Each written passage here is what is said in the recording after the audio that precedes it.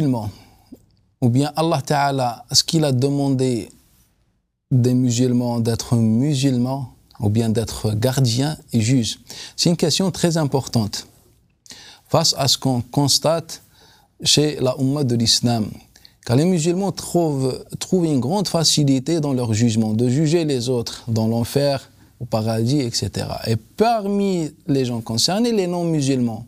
À partir de quel moment je peux dire que les non-musulmans entrent au paradis ou bien entrent dans l'enfer? À partir de quel moment? C'est une question, je pense, très importante. Regardez ce qu'Allah Ta'ala nous dit dans le Coran al-Karim. Allah Ta'ala, il dit dans le Coran al-Karim « وَلَوْ شَاءَ اللَّهُ مَا أَشْرَكُوا وَمَا جَعَلْنَاكَ عَلَيْهِمْ حَفِيظًا وَمَا جَعَلْنَاكَ عَلَيْهِمْ حَفِيظًا » Allah Ta'ala nous dit dans le sens, si Allah avait voulu, il ne serait pas associateur.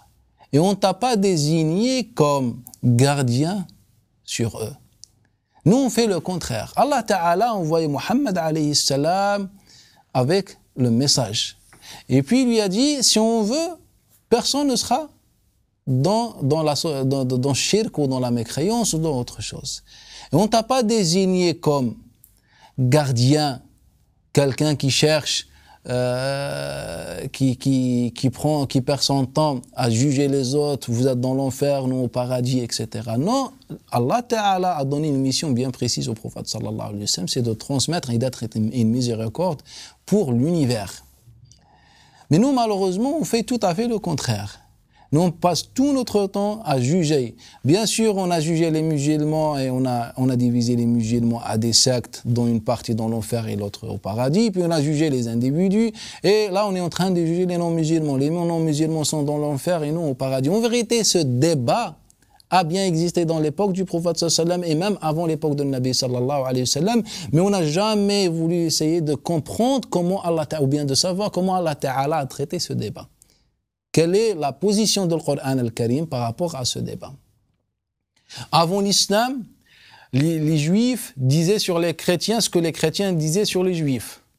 وقالت اليهود ليست النصارى على شيء وقالت النصارى ليست اليهود على شيء. Les juifs disaient sur les chrétiens que les chrétiens ne tiennent à rien, c'est-à-dire ils sont dans le faux, et les chrétiens disaient la même chose. C'est Allah Ta'ala qui dit dans le Coran. Et que les chrétiens disaient aussi la même chose, que les juifs ne tenaient à rien. C'est-à-dire, ils étaient dans le faux. Et puis, Allah Ta'ala a envoyé le Nabi sallallahu alayhi wa sallam, et un jour, le Nabi sallallahu alayhi wa sallam, il se retrouve dans le même débat. Prenez tous les livres de tafsir. Tous les livres de tafsir, commençant par Tabari, par Ibn Abd-Razzaq, par Al-Baghawi, tous ont rapporté avec leur chaîne de transmission qu'un jour, un groupe de compagnons polémiquait avec un groupe de juifs. Et que les compagnons disaient, nous, on est destinés au paradis, vous à l'enfer. Et que les juifs disaient le contraire, non, vous dans l'enfer et nous au paradis. Et là, Allah Ta'ala a fait descendre un verset. Et ce verset, jusqu'à maintenant, on refuse de le réciter ou bien on n'a pas encore médité à ce verset. Laysa bi amaniyikum wala amani al-kitab. Allah Ta'ala nous dit ceci, le paradis ne dépend ni à vos désirs, vous les croyants, les compagnons, ni aux désirs du gens du livre. Prenez n'importe quel tafsir et vous trouvez la même explication et le même sens et la même cause de la descente.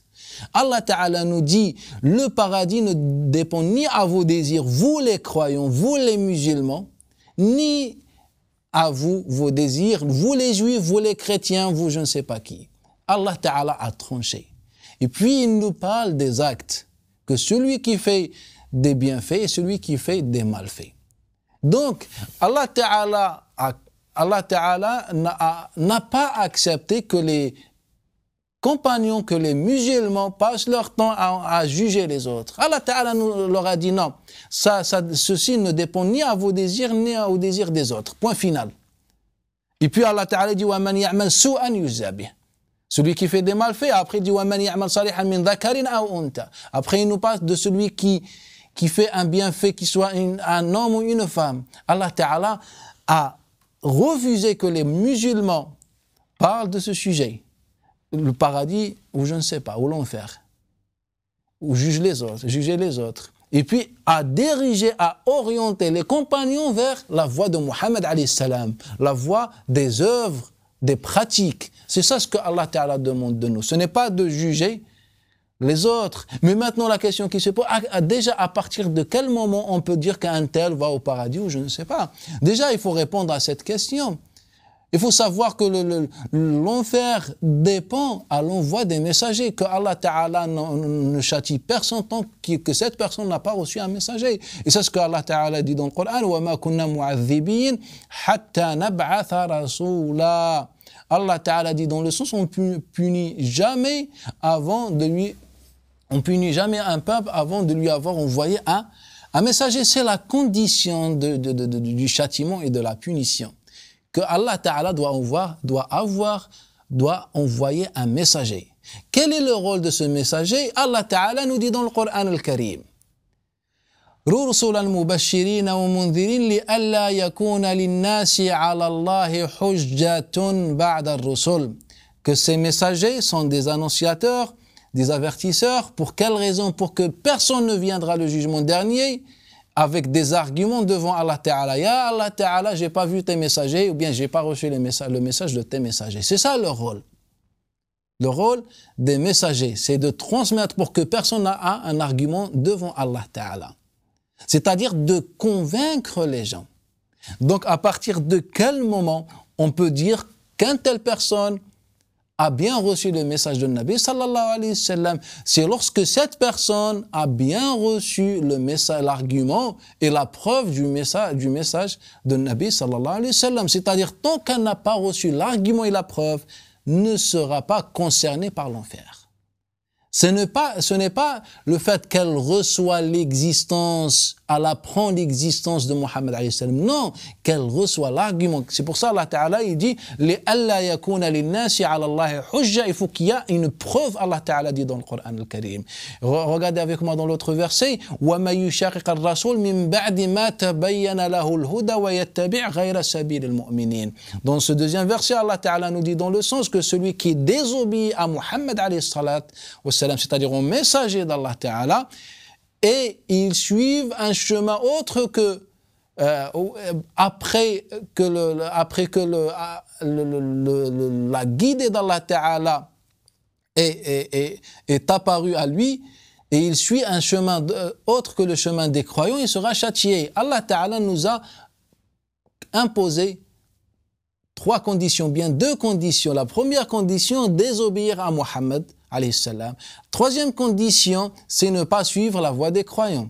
La première condition est, elle a un complémentaire. Allah Ta'ala, il dit, avec condition, min ba'di ma tabayyana lahu al-huda, il faut que la guidée soit très apparente et très claire. Allah Ta'ala, il dit, tabayyana, c'est du verbe tafa'ala. Tafa'ala. Allah Ta'ala n'a pas dit bana, min ba'di an banat, ou min ba'di an banat, c'est-à-dire après que cette hujja ou bien cette guidée soit claire ou je ne sais pas de cette manière. Non, le texte arabe indique qu'il faut qu'il y ait vraiment une preuve. Donc Allah Ta'ala nous donne deux conditions pour que cette personne va dans l'enfer. La première condition de la désobéissance au prophète sallallahu alayhi wa sallam, et qui est conditionnée par une autre condition, il faut que la preuve soit très claire. Et la deuxième condition, suivre un chemin autre que celui des croyants. Donc Allah Ta'ala dit وَمَا يُشَاقِقَ الرَّسُولِ مِنْ بَعْدِ مَا تَبَيَّنَ الْهُدَى. Est-ce que toute personne qu'on considère comme une personne non musulmane a bien reçu le message de Nabi sallallahu alayhi wa alihi wa sallam? Non, ils n'ont jamais reçu le message de Nabi sallallahu alayhi wa sallam. Je ne parle pas de tout le monde, mais une partie importante n'a jamais reçu le message de Nabi sallallahu alayhi wa sallam. On a reçu des messages qui sont attribués au message de Nabi sallallahu alayhi wa sallam, mais ce n'est pas le message de Nabi sallallahu alayhi wa sallam. Ce n'est pas la preuve de l'islam. Maintenant, qu'est-ce qu'on a appris de l'islam?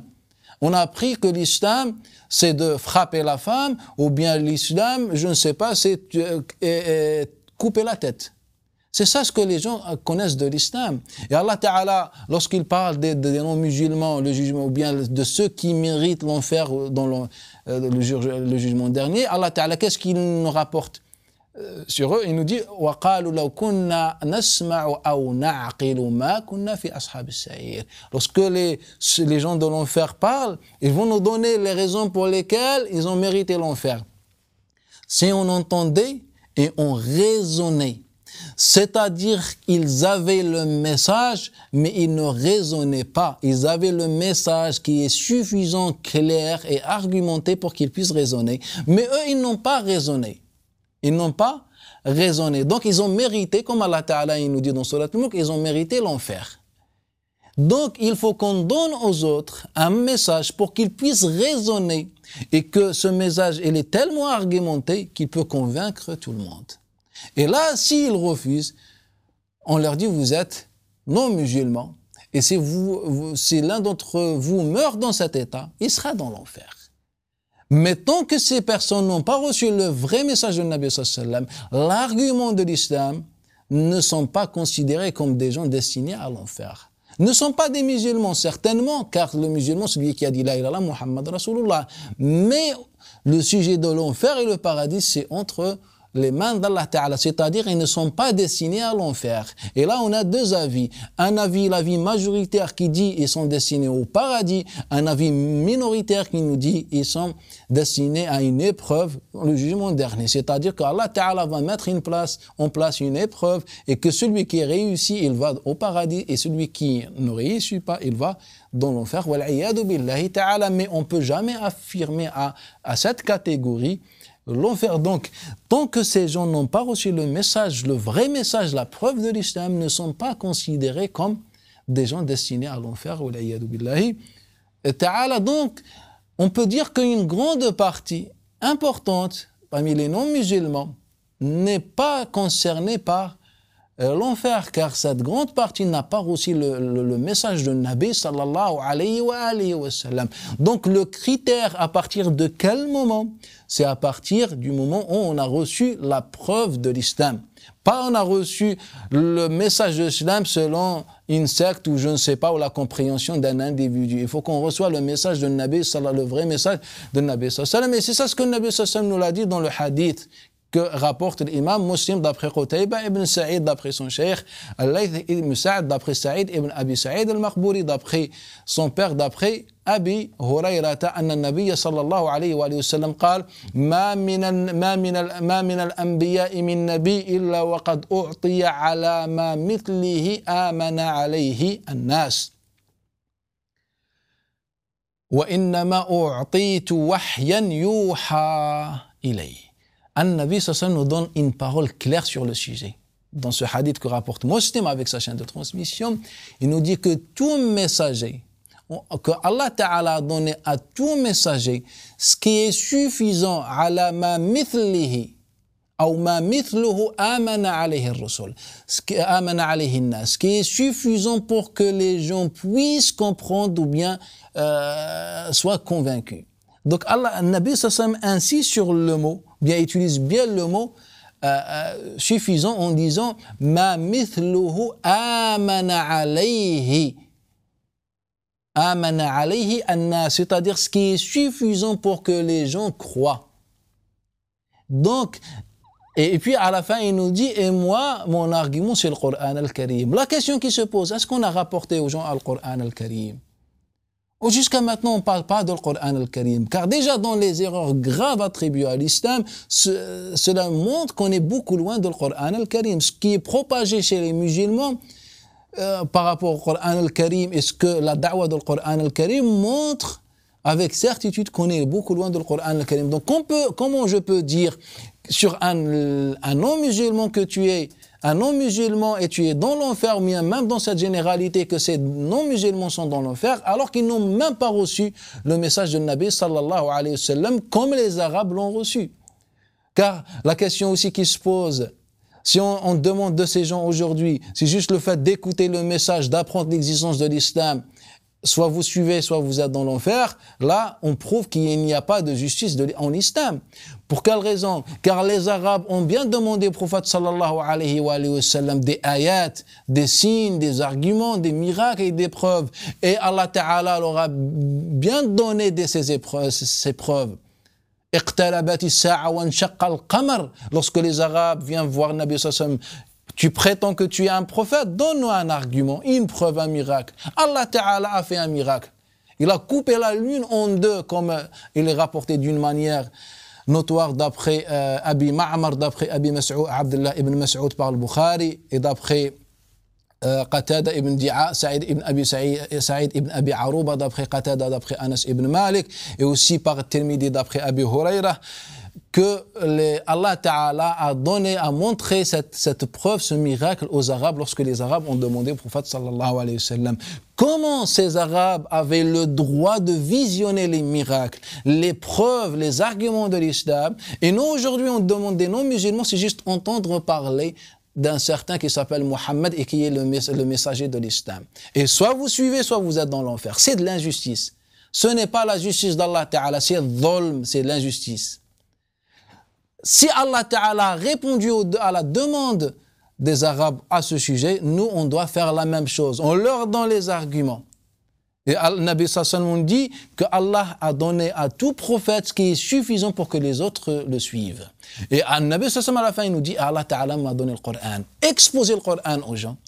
Comme il a été révélé à Mohammed alayhi salam, et là on peut discuter sur la destination des non-musulmans, c'est l'enfer ou c'est autre chose. Mais tant qu'on n'a pas fait cela, on ne peut pas juger ces gens, on ne peut pas leur dire que vous êtes dans l'enfer et on ne peut pas dire qu'ils sont dans l'enfer. Non, ils ne sont pas dans l'enfer, ils sont au paradis. Et ce n'est pas ma parole, c'est la parole de l'imam Al-Ghazali, comme il rapporte à lui, c'est dans Ruh al-Ma'ani, que l'imam Al-Ghazali nous a dit il y a 3 catégories.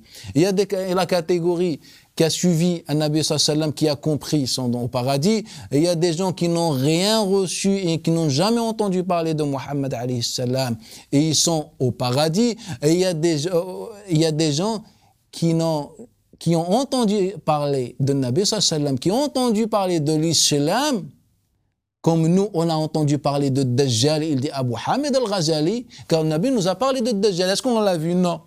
Mais on croit en Dajjal. Donc il nous dit, nous, de la manière comme on a entendu Dajjal, eux, ils ont entendu parler de l'islam. Il a dit, wa arju lahumul jannah. Et j'espère pour eux le paradis. Donc l'imam Abu Hamid al-Ghazali nous dit que ceux qui ont appris l'existence de l'islam, l'existence de Nabi sallallahu alayhi wa sallam, et ils ne les ont pas suivis, ils sont au paradis. Et ça, c'est la vie majoritaire sur cette destination. Comme il dit l'imam Qadi ibn Abd al-Barr et les autres. Et Ibn Kathir et certains d'autres, ils nous ont dit qu'ils vont être éprouvés le jugement dernier, mais ça c'est une diversion sur les détails. Sinon, Allah Ta'ala nous donne la condition dans le Coran al-Karim que ces gens doivent comprendre bien la preuve de l'islam pour qu'ils méritent l'enfer. C'est ça ce que Allah Ta'ala dit. Et c'est ce que le Nabi sallallahu alayhi wa sallam a dit. Mais c'est l'un d'entre vous, il dit, mais il y a le hadith de Abi Yunus d'après Abi Huraira qui est rapporté par l'imam Muslim, que le Nabi dit dans le sens que tous ceux qui entendent parler de moi, ils ne me suivent pas, sont dans l'enfer, etc. L'imam Qadhi Iyad a répondu à cette question. Il a dit, lorsque le Nabi sallallahu alayhi wa sallam dit sami'a, le mot sami'a, entendre, il parle de sami'a, entendre mes arguments, mes miracles. C'est ce qu'il a dit, et vous pouvez revenir avec Mal al-Muallim, Sharh Sahih Muslim. Il a dit donc entendre parler des miracles et des preuves de l'islam. Les preuves de l'islam. Il a dit au début, lorsqu'il parlait du hadith, il a dit ceux qui ont vu le Nabi sallallahu alayhi wa sallam, ceux qui ont vu le Nabi sallallahu alayhi wa sallam, pour eux, entendre, c'est regarder, voir les miracles avec leurs propres yeux. Et ceux qui sont venus après, ils doivent recevoir ces preuves avec les bonnes transmissions. Maintenant, est-ce que les non-musulmans ont bien reçu ces preuves de l'islam? Ou bien ils ont appris qu'en islam, on frappe la femme? Donc, tant qu'ils n'ont pas reçu les preuves de l'islam, on ne peut pas les considérer comme des gens de l'enfer. Ce sont des non-musulmans tout simplement car ils n'ont pas suivi l'islam, mais ils ne vont pas dans l'enfer tant qu'ils n'ont pas reçu le message de l'islam. Parmi eux, il y a des gens certainement qui ont bien compris l'islam, mais ils refusent. Donc on dit ce sont les gens de l'enfer, mais la majorité, les gens qui suivent que les médias, n'ont pas connu l'islam. Et c'est ça ce que Allah Ta'ala a dit. Le Nabi sallallahu alayhi wa sallam a dit, « Aqul hadha al-kalam wa astaghfirullah li wa lakum fastaghfiruh »